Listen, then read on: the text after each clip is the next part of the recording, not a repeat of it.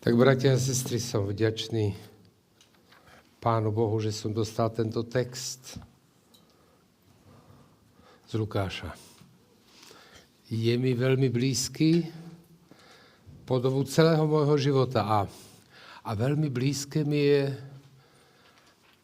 to svedectvo, ktoré si Renátka povedala. Ja vám dnes chcem troška tú kázeň popretkávať rôznymi udalosťami, ktoré sa mi v živote prihodili. Pretože učedníctvo a získavanie ľudí pre Krista je viac ako poslanie. Ale čo má zmyslom, koho máme teda získať pre Krista? Alebo koho máme doviesť k poznaniu, kto Boh je, kto je Ježiš Kristus a kto je Duch Svätý? To je asi otázka, ktorú si kladiem celý život. Že kam dovedem ľudí, keď im hovorím o Ježišovi? Keď túžim potom, aby prijali moc Božiu, kam ich dovedem? Viete, kam ich môžem doviesť? Iba tam, kde som sám. Ja nemôžem odovzdať niečo, čo nemám. To, že tvoje slovo rozmnoží Boh, to, že Duch Svätý sa k tomu pridá, to je druhá vec. Ale ja sa teraz nepozerám na to, čo spraví Boh s tým slovom, pretože Pán Ježiš, čo hovorí o kameňoch? Že nechá prehovoriť aj kamene. Božia moc nie je odvislá od toho, ako ty si spôsobili kázať alebo rozprávať a vydávať svedectvo. Ale nedá mi to, aby som nekonfrontoval svoj život s tým, ako vydávam svedectvo. Lebo počujeme veľa kázni. Dnes máte na internete, v podstate my môžeme stráviť každý jeden deň a dvakrát do dňa u dobrej kázni. A počuť ju a mať spoločenstvo prostredníctvom obrazovky alebo na audio, ale to, čo si pred chvíľou povedal, to je to úžasné. On si ich povolal na horu. Veď najúžasnejšie veci, kedy môžeme vydávať svedectvo o živom Bohu, je to, že sme s ním niečo prežili. Ak sme to s ním neprežili, tak ja vôbec netúžim vám niečo dnes odovzdať, len z pohľadu viery v Boha. To je úplne jedno, v koho veríte a v akú moc veríte niekoho, ktorý chce ovplyvniť a manipulovať váš život. Alebo uveriť v niečo, čo nemá vypovedajúcu schopnosť vo vašom živote. Ja nechcem citovať a menovať rôzne svetové náboženstva, ktoré som sa kedysi učila a veľmi ma to zaujímalo, pretože to nemá vypovedajúcu schopnosť, vypovedajúcu moc do tvojho života. Ale my sme preto, aby sme sa stretli s Ježišom.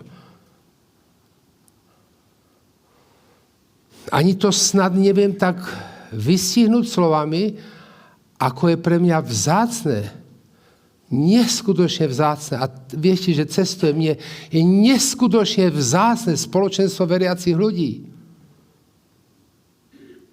Ja som bol, my sme sa neučili, naša generácia sa neučila anglicky, učili som sa nemecky a rusky. V podstate dnes dohodnem, nedohodnem, skôr nedohodnem. Všade sa rozpráva anglicky. A raz som bol... Viackrát som bol tady vo svete, ale bol som v Dubaji, kde som sa pýtal ľudí, aby ma doviedli, alebo mi našli nejaké spoločenstvo. Pretože tam som mal kamarádov a kamarátky, ktorí mi našli spoločenstvo veriacie. Ja som išiel do toho spoločenstva. A teraz oni mi povedali, že ma budú prekladať. Ja som povedal, prosím vás, neprekladajte ma. Nehajte ma počúvať Božie slovo. Nehajte ma vnímať to, čo bude kázané. Nehajte ma, len mi povedzte text, ktorý sa bude kázať. A prečo? No pretože vám chcem povedať, čo robí Duch Svätý. Duch Svätý spája tak, že nepotrebuješ poznať slovo od slova, ale potrebuješ poznať spoločného menovateľa. Kde ťa spája láska Kristova? Skončila kázeň, išli sme si sadnúť na kávu a ja som povedal, o čom kazateľ slúžil. tak mi povedali, že som sa doučil angličtinu. Nedoučil. Ak neveríme v moc Božiu, ktorá môže zasiahnuť do tvojho života, tak prečo som kresťanom? A tú túžbu, ktorú ty máš, ja ho roky nesiem, kdekoľvek som. Ale nie preto, aby som zo seba striasol povinnosť vydať svedectvo. Veď som povedal tejto dedine, veď som povedal kamarát, veď som povedal v robote. Nie. S cieľom, aby sa dotkla ľudí Božia moc v jeho láske. Pretože inak nemá zmysel kresťanstvo. Je to náboženstvo. A teraz vlastne ten text, ten úžasný text, tak si ho teda prečítajme. Lukáš 6. kapitola, vyvolenie 12. Začína to tým 12. veršom. V tých dňoch vyšiel na vrch modliť sa a na modlitbách Bohu strávil noc. Keď svitlo, zavolal si učeníkov, vyvolil si z nich 12 a nazval ich apoštolmi. Šimona, ktorému dal meno Peter, jeho bratra Ondreja, Jakuba, Jána, Filipa, Bartolomeja, Matúša a Tomáša, Jakuba Alfeovho, Šimona zvaného Horlivec, Judu Jakubovho a Judáša Iškariotského, ktorý sa stal zradcom. Je prvá časť. Ja vlastne aj neviem, koľkokrát som čítal tento text. Kedy som ho začal vnímať od besiedky týchto malých detí až po dnešnú dobu. Neviem.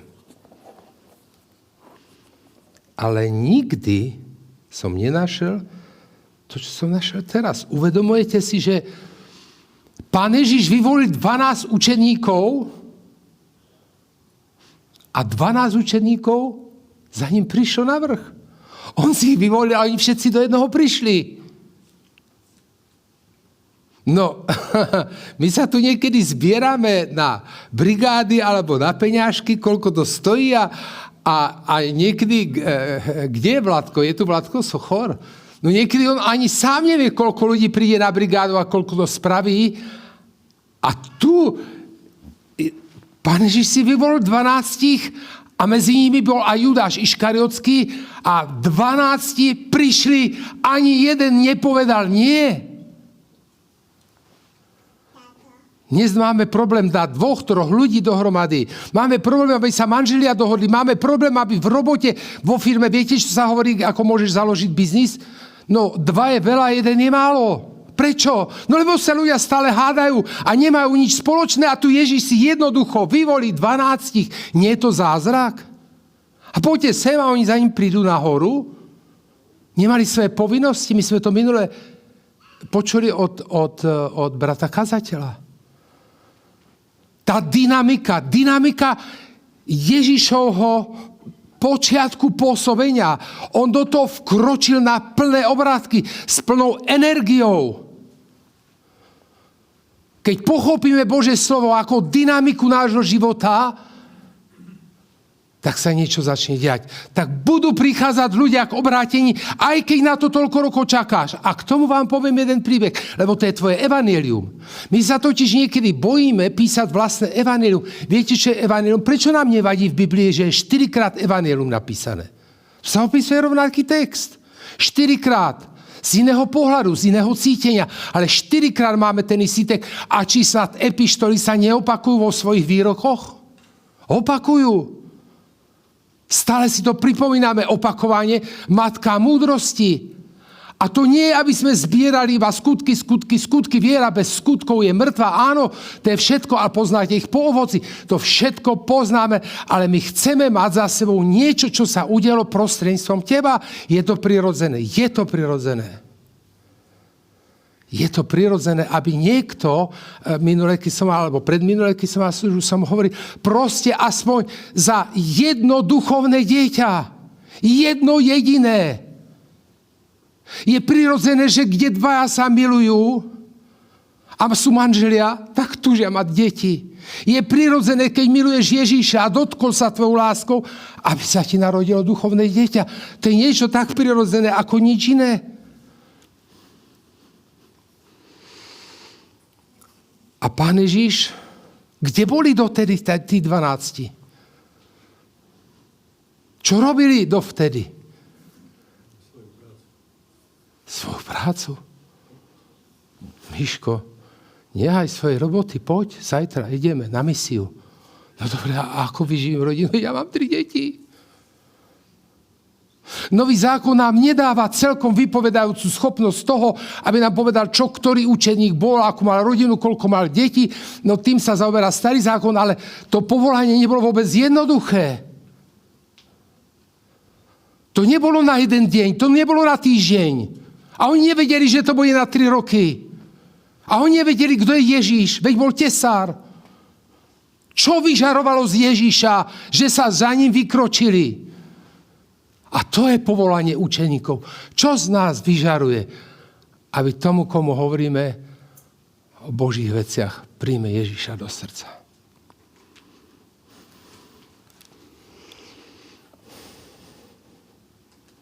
Kto bol povolaný medzi nimi?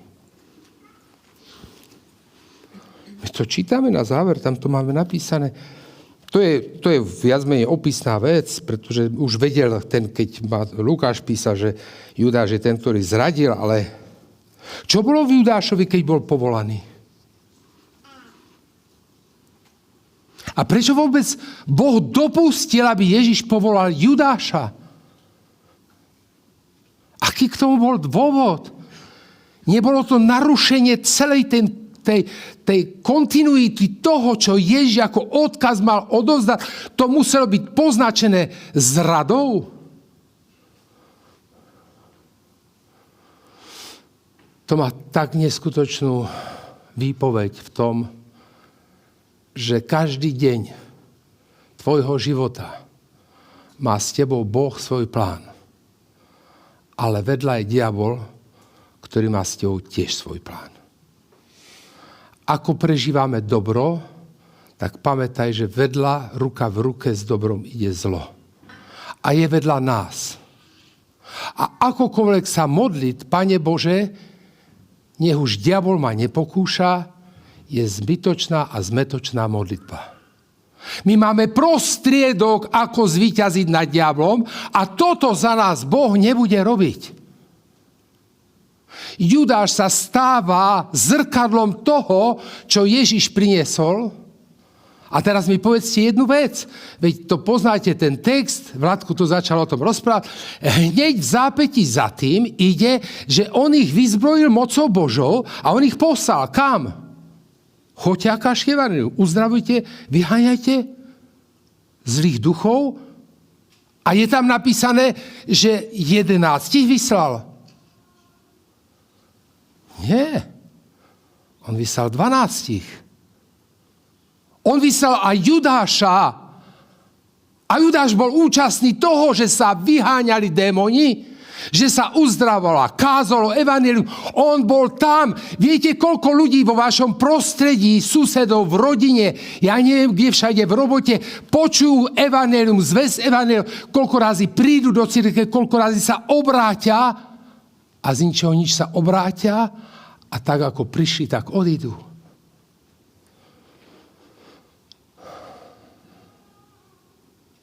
To nie je samozrejmosť. Judáš bol účastný Ježišovej moci a bol vyslaný do služby. Jeho sa dotkla Božia moc. A preto, keď sa nás dotýka Božia moc, nepodceňujme tento deň nášho možno počiatku alebo niečo, v čom sme v procese. Pretože apoštol Pavol nás vyzýva s bázňou a trasením konajte svoje spasenie. No ale akože to vyšlo tomu Ježišovi, že všetci ho počuli? Ako mu to vyšlo? Čo tomu predchádzalo? My koľko razy operujeme s veršikom, že dva a teraz zídu v mojom mene, za čokoľvek by sa prosili, stane sa im. Je to napísané? Je. Ale nechceme to v kontexte tohto slova znova lustrovať a vyfiltrovať z toho veci, ktoré tam nepatria. Keď Pán Ježiš vyvolil 12, tak čo predchádzalo? Celú noc bol na modlitbe. Vieme, že to nebolo prvýkrát. Čo robil Pán Ježiš, keď vstupoval do služby? Kým vstúpil do služby? Vošiel do 40-denného postu. Viete čo, koľko razy hľadáme Božiu vôľu, viete ako? Intuitívne. Si myslíme, že to je dobre, veď to je predsa jasne, že je dobre. A dáme si dobrý aj záväzok, veď tak to má byť. Ale viete, čo sa hovorí, to aj svetáci vám povedia, že dobrými predsavzatiami je vydláždená cesta do pekla. Tvoje dobré rozhodnutie ešte neznamená, že to chce Boh. A prečo teda? Veď si povieme, veď ja o tom tak dobre rozmýšľam. No, pretože Boh pozná úskalia toho dobrého. Prečo je dobré? Viete, koľko dobrých vecí, kvázi dobrých, na oko dobrých robí diabol? Len preto, aby sa priblížil k Bohu, pretože on je duchovná bytosť a on bol s Bohom. To je nie ten lev revúci. To je ten diabol prezlečený do anjela s ruchom svetlosti. To je ten, ktorý sa približuje. A my máme niekedy tendenciu to menšie zlo v celosvetovom konfliktu, pretože dynamika je s Bohom, ale dynamika je aj bez Boha. Pozrite na dynamiku zbraní, pozrite sa na dynamiku moci, ktorá zasiahla tento svet. Veď to v celom svete vrie, kde sa pozrite, to vrie. A nehovorí nám Biblia, že povstane národ proti národu, ale ja nechcem teraz hovoriť o druhom príchodu a vytrhnutí cirkvi, ale chcem vám povedať, že my sme ešte v dobe, kedy môžeme povolávať ľudí do služby učeníckej, aby sa nám rodili duchovné deti.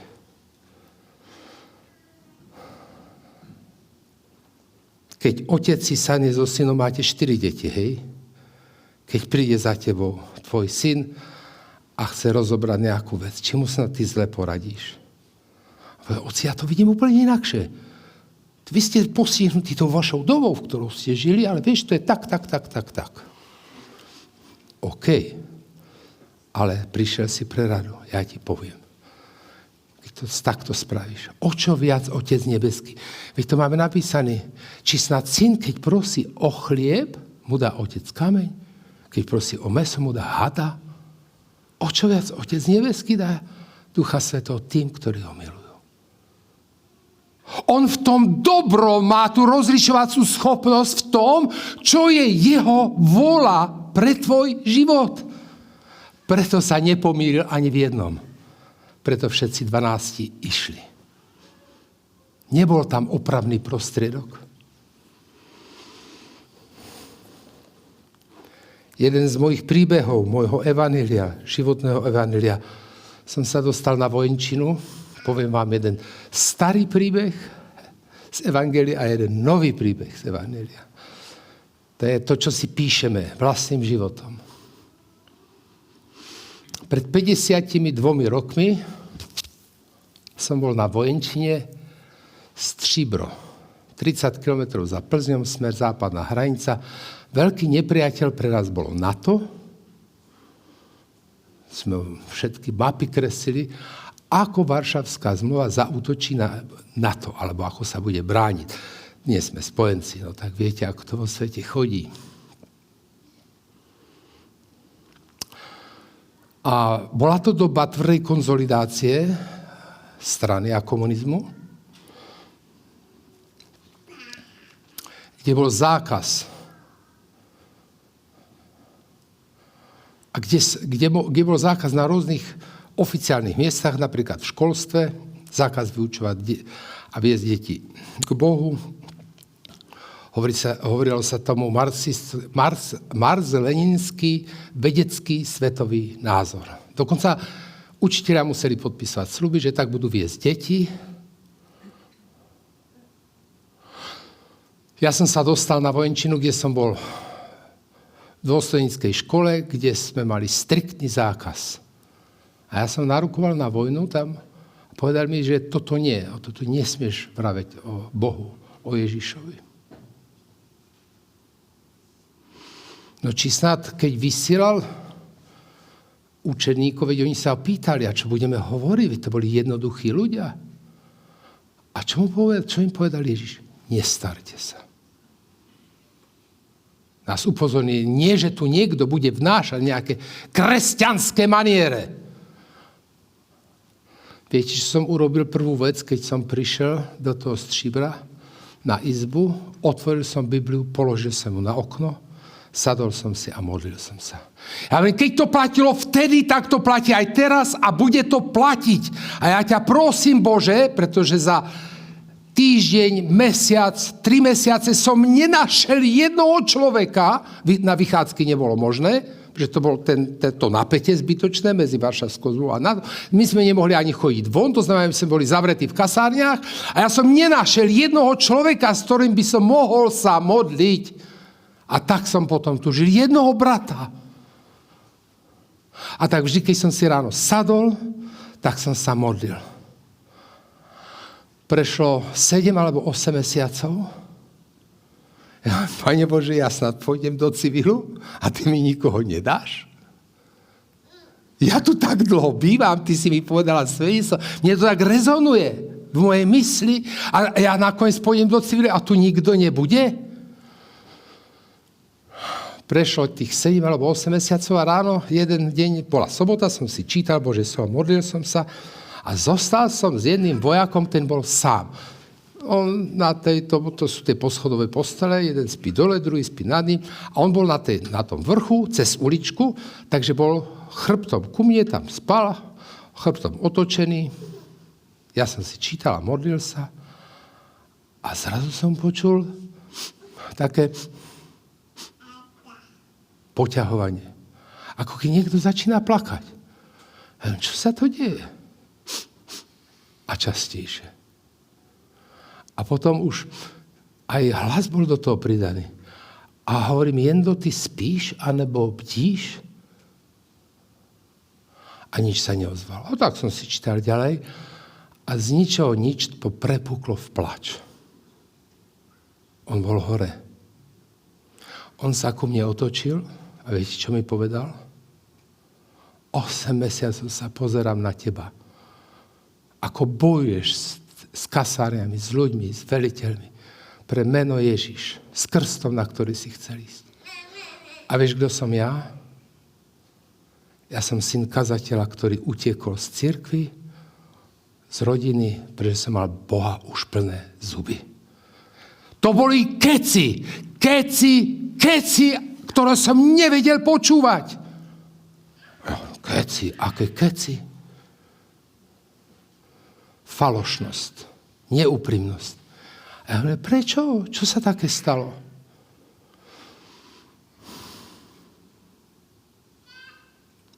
Našiel si dievča, ktoré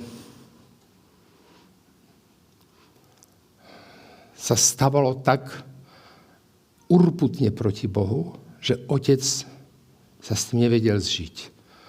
Otec asi neprimeraným spôsobom, ako kazateľ zareagoval, že toto tu v dome nebude. On povedal, tak keď nebude, tak nebude vysoká škola a šiel na vojenskú správu, dal sa zapísať, aby narukoval. A dajte už mi svätý pokoj s vašim Bohom. Odchádzam. Viete to, fopá, odchádzam. A teraz ja prídem, viete, koľko bolo vojakov v Stříbre? Tam bolo 6 000 obyvateľov a 10 000 vojakov.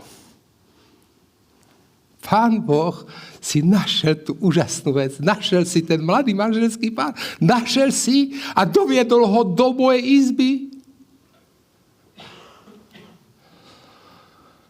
Viete, aké to bolo pokánie tohoto človeka? On hovorí, dotkla sa ma Božia moc cez protivenstvo, ktoré si od všetkých znášal. A nikdy som ťa nezastal. A to, po čom som túžil, sa stalo pravdou. Nielen, že sa obrátil, ale prišli ďalší učeníci. Založili sme maličký zbor. Minulý rok som po 52 rokoch sa tam vrátil. Vďaka Bohu ten zborček je tam dodnes. Myslíte, že Božia ruka je krátka na tvoj problém? Myslíš, že jeho ucho je obťažené počuť na prosbu za niekoho z tvojej rodiny, z priazne, s kolegou, spolužiakov? Nie. Pretože Boh je prvý, ktorý chce, aby boli všetci ľudia spasení. Tak to hovorí Božie slovo. To je povolávanie učeníkov. Ale len to, že som sa rozhodol, že niekomu vydám svedectvo o Bohu a dotiahnem ho do cirkvi, veď choď, sadni si tu nám desiatok, poď nám na brigádu pomôcť. Nie! Boh sa chce dotknúť tvojho života a doniesť lásku tam, kde láska nebola. Odpustenie tam, kde bolo neodpustenie. Zmier tam, kde ľudia nevedia nájsť konsenzus na to, aby si sadli k spolu, tak chce, aby spolu fungovali. To je povolávanie učeníkov. To nebolo len u toho, že ich povolal.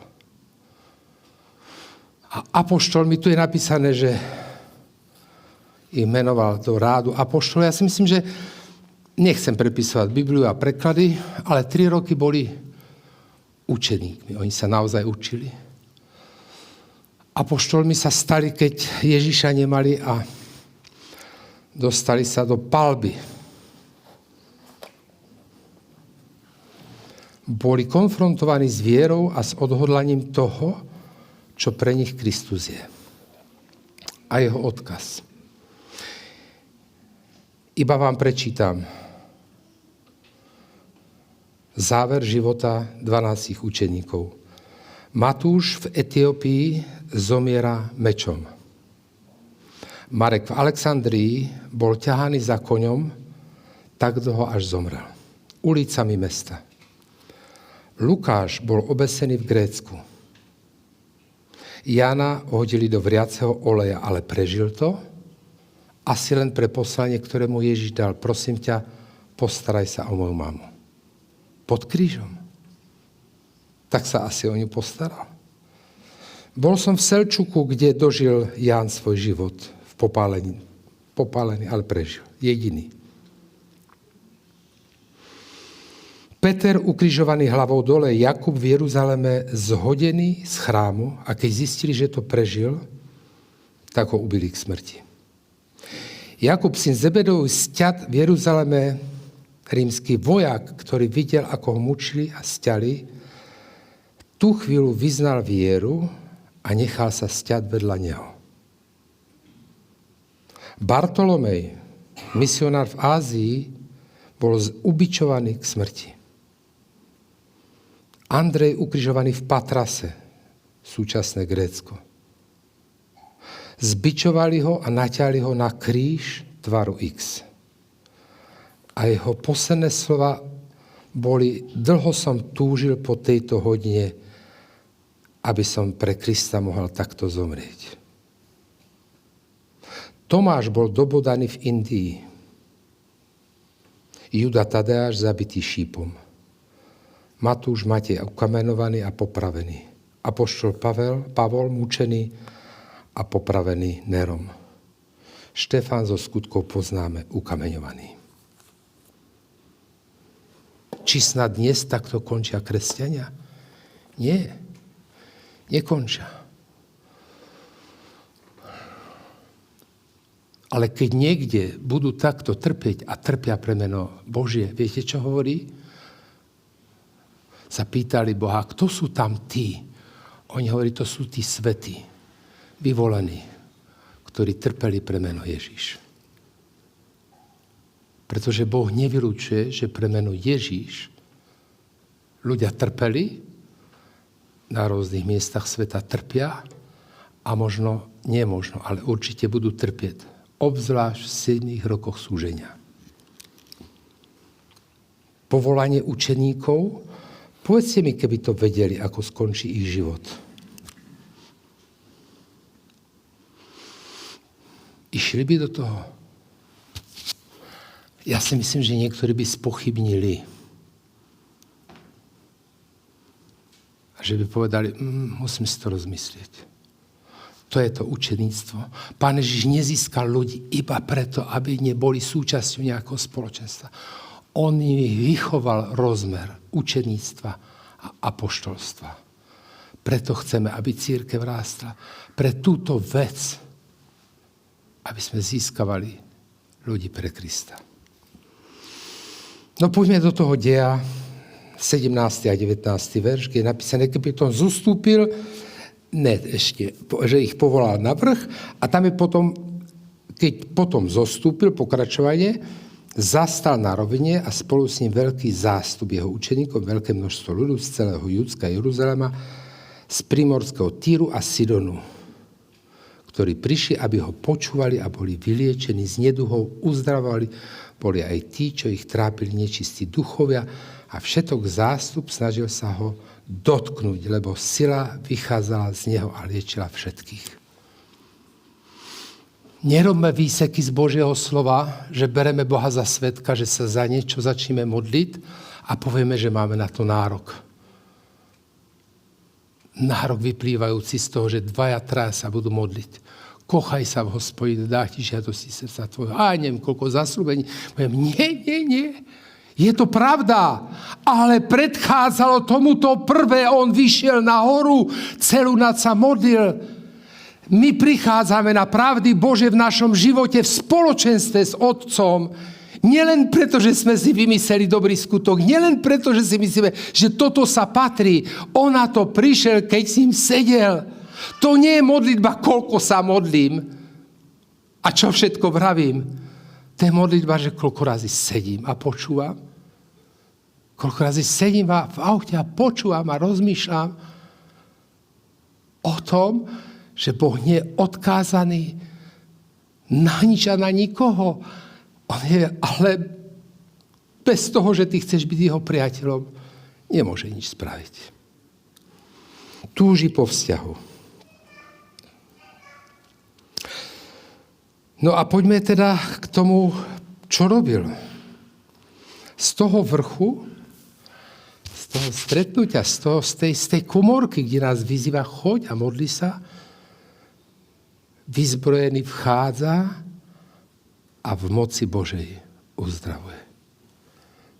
Isté, že túžime po moci Božej v mnohých veciach.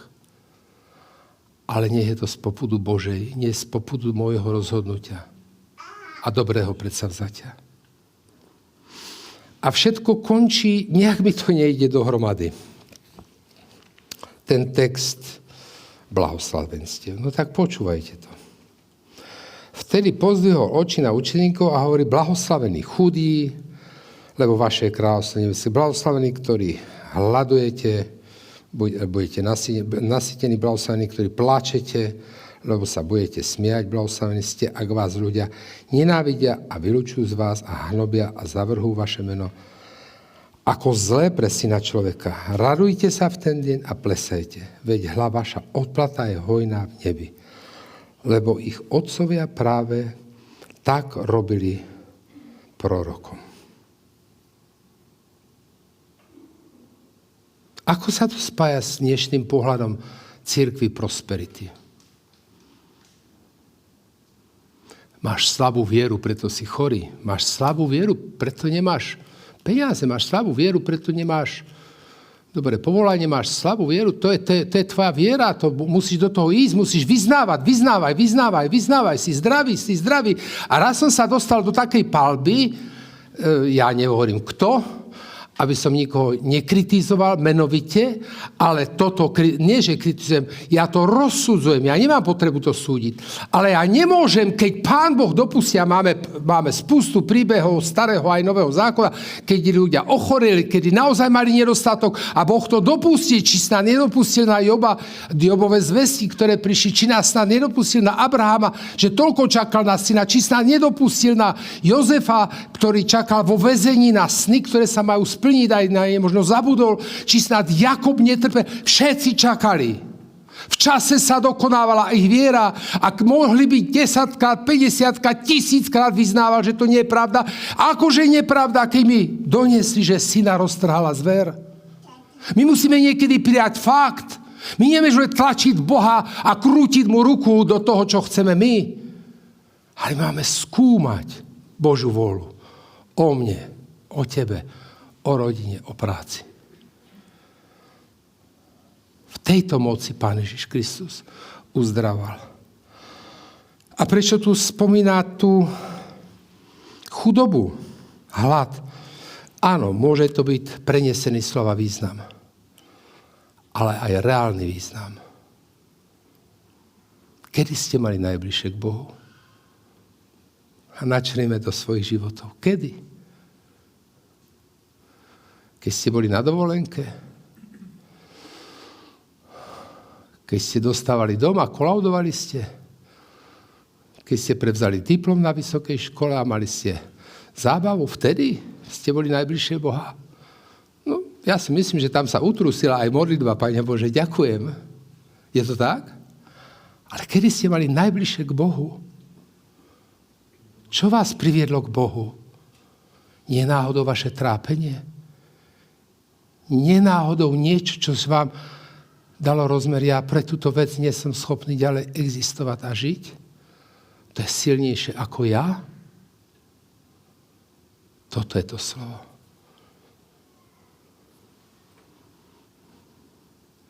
Keď už nevládzem a nemám moc. A navyše nemám nikoho na porúdzi, kto by mi pomohol.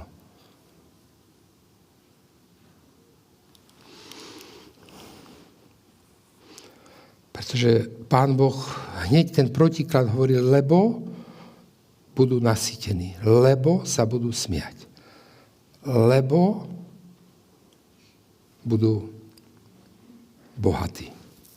Ako? Keď ja dnešný deň trpím, ako mám veriť, že druhý deň bude dobre? Ako? To je neprenosné. To začína tam, kde začal ten text, ktorý som čítal. To začína v spoločenstve môjho nebeského Otca. Ja si spomínam, a Ben je tu, tak si myslím, že si spomíná tiež, keď sme mali jeden veľký problém vo vzťahu k banke, kedy nám jedna firma nezaplatila a celý rok sme sa modlili, aby Pán Boh to vyriešil. A mali sme 4 dní na to, aby sme zaplatili. Inakšie by vyhlásili konkurs, vyrovnanie. A on vtedy sa ma spýtal, lebo akorát začal pracovať v tej firme, hovorí, ako to Pán Boh spraví? Ja len, Benny, ja neviem. Ale jednu vec viem, že dnešný problém, tvoj problém v nebi už je vyriešený. Ale tú cestu za teba Boh neprejde. Ani za svojho syna Pán Boh neprešiel cestou kríža a utrpenia. To sú tvoje dnešné skúšky, to je dnešný tvoj hlad, to je dnešný tvoj smäd, to je dnešný tvoj pláč. Že on hovorí, prejdi to so mnou a budeš sa smiať. Nasytím ťa. Pretože proti tomu je toľko textov Božieho slova, že Hospodinova je zem a plnosť tejto zeme. Či by Boh nevydal nám, či by nedal svojim deťom? Či on potrebuje pozerať na tvoje utrpenie? Nie. Ale niekedy dopustí utrpenie, aby si sa priblížil k nemu. A on sa mohol priblížiť k tebe. Tak rozumiem blahoslavenstvám. A beda vám bohatí nasytení, keď sa smejete, všetci vás chvália. Čo k tomu povedať? V dnešnom spupnom svete, ktorý už nerešpektuje práva ľudí, jeden zabíja druhého na úkor toho, že chce mať viacej. Lebo sa rozhodol, lebo mám silu väčšiu, mám lepšie zbranie, lebo budem tvojim policajtom, lebo tak to bude. Akým právom?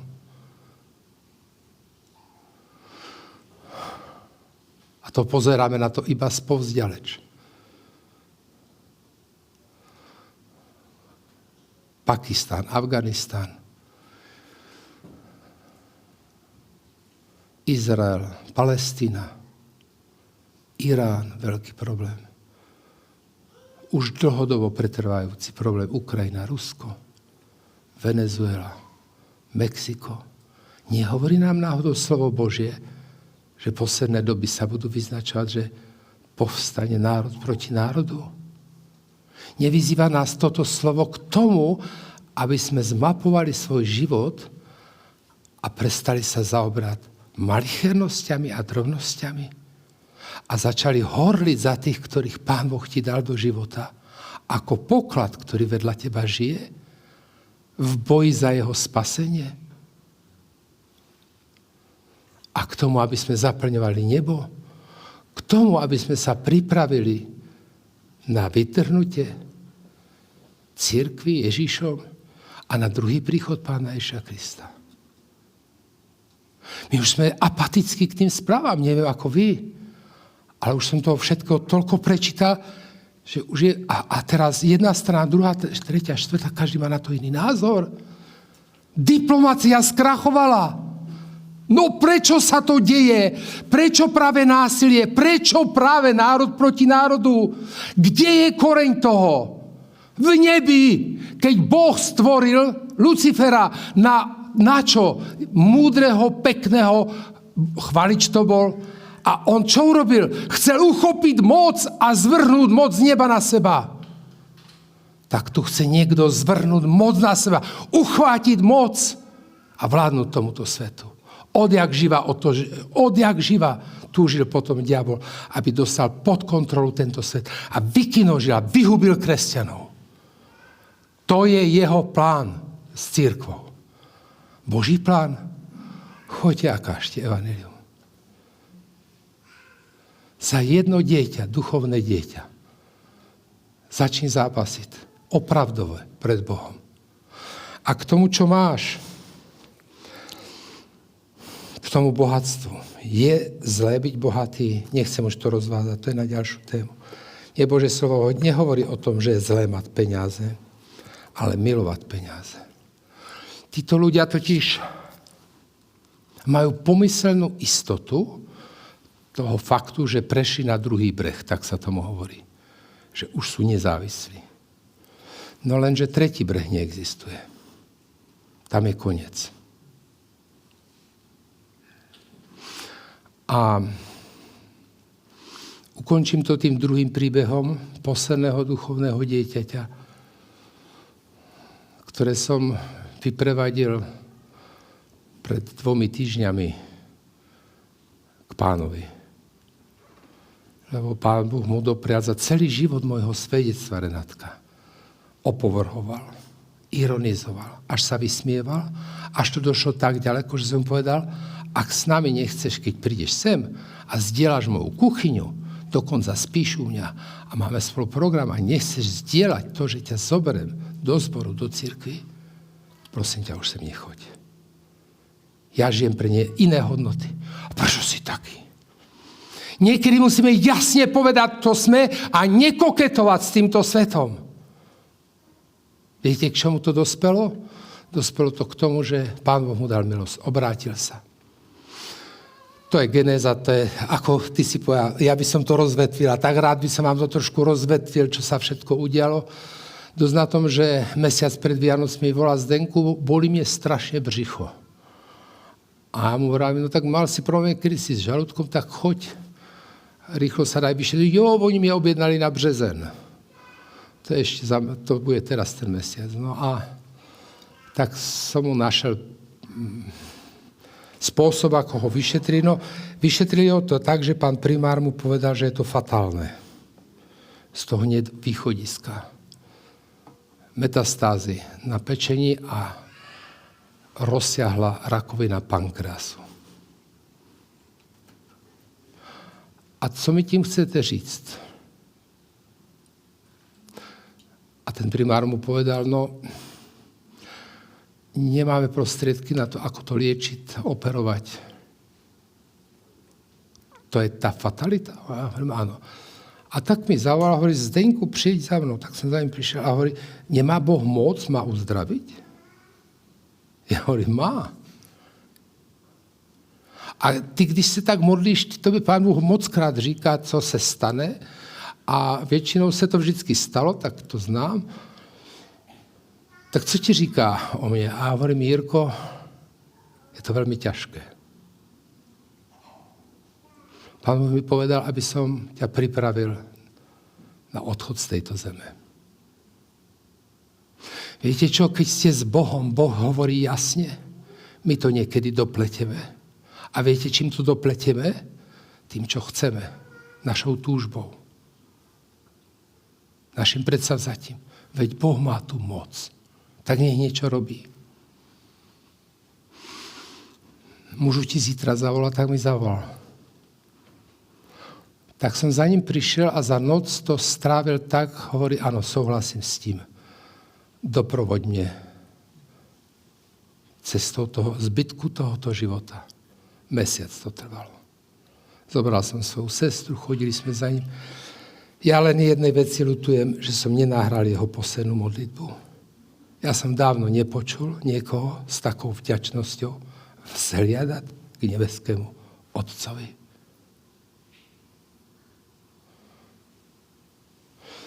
Boh nie je prosperita, ktorú by sme žiadali, ale s Bohom sa žije prosperujúci život. Život plný nádejí, skúšok, je to dynamický, dobrodružný, ja neviem, aký by som nazval, krásny život.